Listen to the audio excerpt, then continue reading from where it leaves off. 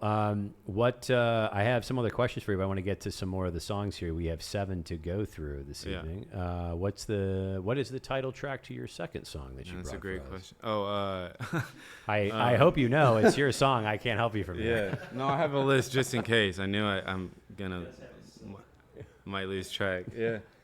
I got my chocolate milk just to keep me. You do have your chocolate. Do you want to tell the fans about this? I was gonna say you're gonna have a fan base after this with the chocolate milk. This is something that's happened in almost every show. Actually, the start. Yeah, just get in there. Let's do it. You're getting way too much calcium, man. You're getting out of control. My favorite part is that I can hear you chugging it. You can hear it audibly. It's take the clip this, clip that, and send it to Silk. Yeah.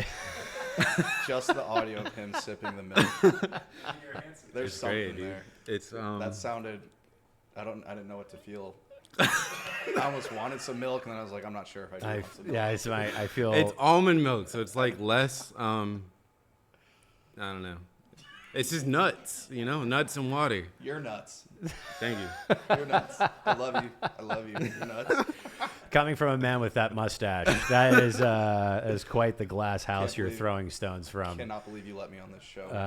I can't either. Second song of the evening. What is the second title? It is called Crucified. Crucified. All right, we're singing. Is this sticking with the religious theme? Huh? Is this sticking with the religious theme? I suppose. Okay. I don't consider myself a religious person, but I also consider myself someone very interested in history. And to me, like, to get the full scope or picture of history, you kind of have to be aware of religion. So like part of that relationship, I ended up diving really deep into. Well, so my dad was part Cherokee and Choctaw, and some of his family, and at some point in like early 2021, I started just like. So history is my least favorite subject growing up in school, and it was the only class I ever failed, and partly because there was a cute girl in there, but also the teacher like was really boring, and history was my worst subject, and it was the only class I ever failed. And then when I got out of school, and I don't know, I wanted to learn. I started learning about basically like ancient mythologies, and I think I really started with like Norse mythology for whatever. I think I was watching a Netflix show called Ragnarok, which it's a great show. It was, yeah. They ruined it after a certain season, but it started off really good, and like the concept of Thor, also at the time and still kind of being really popular with Marvel movies and stuff, and so I recognized that like, oh, this is based on history, kind of basically. The historical mythological Thor, which with is some different than artistic the comic creativity, book. Right? Yeah.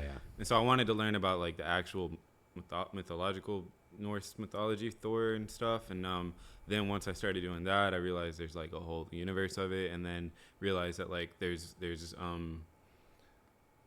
in every other mythology there's like the same character that Thor is with a different name or whatever, and like once you go to Greek, and then from there I started basically like researching all ancient mythologies I could, Egyptian, and then eventually that went into like native cultures, and then I learned a lot about the Hopi and how they're the oldest civilization of known people on this side of the planet, and on the other side is the Aborigines in Australia, which I had already kind of grew up learning about because my dad played didgeridoo, and so he taught me a lot about the Aborigines and how like termites would hollow out the bamboo stalks, and then they would go like knock in the forest and find the ones that were already hollowed out, and then pick them and finish them and sandpaper them, and then blowing them. That's crazy.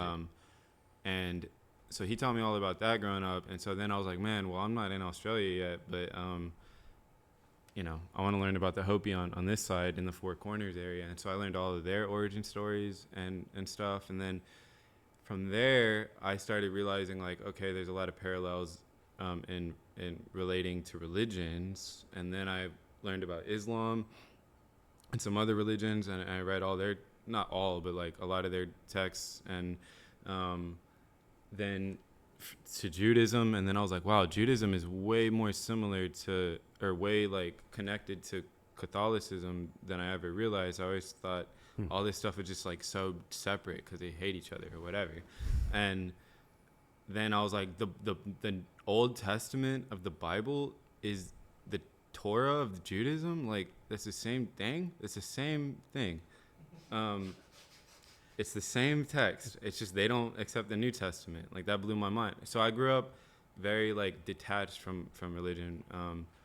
And so then when I started learning about it, like I purposely was putting aside Catholicism and Christianity because that's what I was most exposed to in a, not in a, I know about this way, but in a, that's everywhere and I don't want to learn about it way.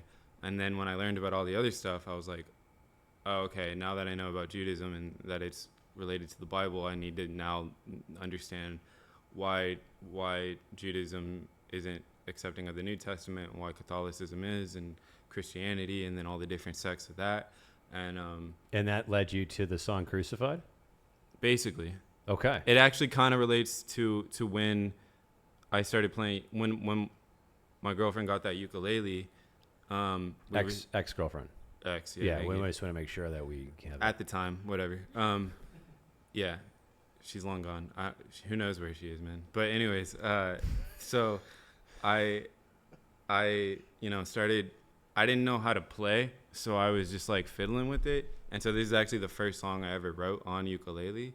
And at the time we were staying in an Airbnb in Tucson, Arizona, and there was a night where, she was being really violent and not great. And I was like, I can't do this anymore. And I put her arms down, and so she spit right in my face.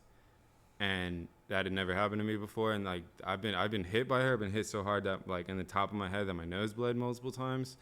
But there was something about just getting spit in the face, like it went into my mouth and stuff. And I was like, this is a new level of disrespect that I've never felt. And I took a step back and I took a break. And then, by the end of the night, we were trying to mend things for whatever reason. And what we ended up doing is watching The Passion of the Christ by Mel Gibson, and I had never seen it. And so we watched the whole movie. She fell asleep like before halfway through on a pillow in my lap, and I watched the whole thing, and I cried my eyes out because I was watching this movie of this, seemingly good man like get spit in the face over and over again and get thorns smashed into his head and get completely disrespected for trying to do good and be honest. And it made me like, I watched it and I was like, this isn't his passion, this is a mockery. The whole thing is the so I've always referred to Jesus's passion as the mockery of Jesus, not the passion, or the mockery of Christ, not the passion of Christ. And that's what inspired this song, basically. Wow, that is very deep. All right, over to you. Thank you for sharing all of that. Yeah. Over to you for Crucified whenever you're ready, buddy. Cool. I think we just got some followers from that. You're welcome. No, I'm just kidding. Maybe they unfollowed me. That's what it was. That counter's going. This is a music show. We're supposed to have music on the music show. I Here we promise go. you. Crucified. All right. The hypocrisy of Christ is that the mockery of Christ keeps you crucified to your endless sins and lies. The hypocrisy of Christ is that the mockery of Christ has me looking in my eyes for the meaning of this life.